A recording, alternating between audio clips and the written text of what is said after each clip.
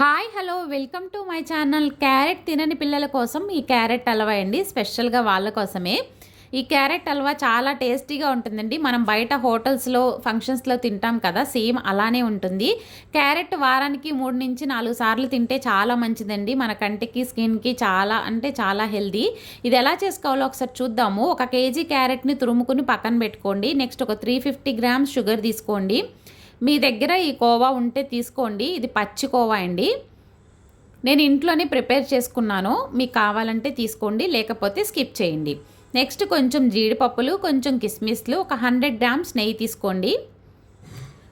1/2 litre చిక్కటి పాలు కూడా కావాలి. మన క్యారెట్ హల్వాకి మంచి టేస్ట్ని అయితే ఇస్తుంది ఈ పాలు. ఇప్పుడు ఒక 4 ఇలాచీ, వీటిని పౌడర్ చేసుకుని పక్కన పెట్టుకోండి. ఇప్పుడు స్టవ్ ఆన్ చేసి ఒక 3 స్పూన్ల నెయ్యి వేసుకుని జీడిపప్పులను అయితే దోరగా ఫ్రై చేసుకోవాలి. దోరగా ఫ్రై అయిన తర్వాత వాటిని ఒక బౌల్లో తీసి పక్కన పెట్టుకోండి. నెక్స్ట్ అదే ప్యాన్లో కిస్మిస్లను కూడా ఫ్రై చేసుకోండి. కిస్మిస్లు ఎక్కువ వేసుకోండి, క్యారెట్ హల్వాకి చాలా బాగుంటుంది.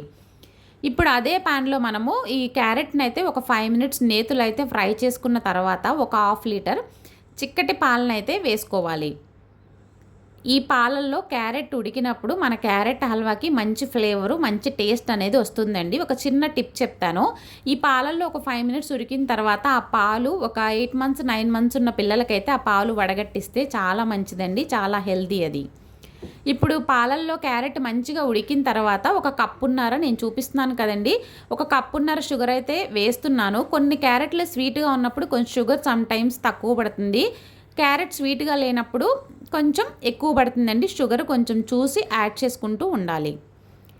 మీకు ఎక్కువ కావాలా తక్కువ కావాలా అనేది కొంచెం చూసి యాడ్ చేసుకోండి. పాలల్లో మంచిగా క్యారెట్ ఉడికిపోయిన తర్వాత షుగర్ వేసాము. ఈ 3 కూడా బాగా మిక్స్ అయ్యి ఉడికిన తర్వాత ఈ స్టేజ్లో వచ్చిన తర్వాత కొంచెం కొంచెం నెయ్యి వేసుకుంటూ మిక్స్ చేసుకుంటూ ఉండాలి.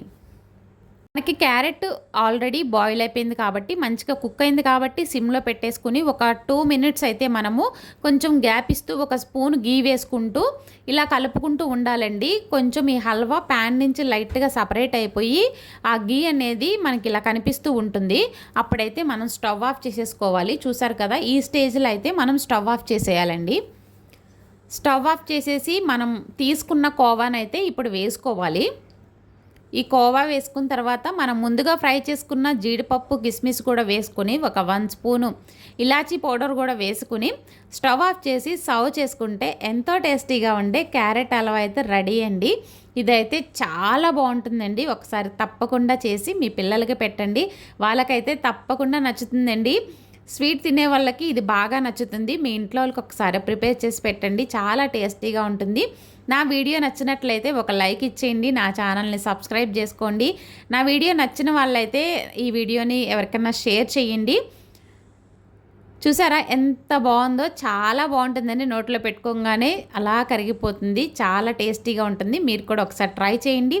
Thank you for watching my video. Thank you all.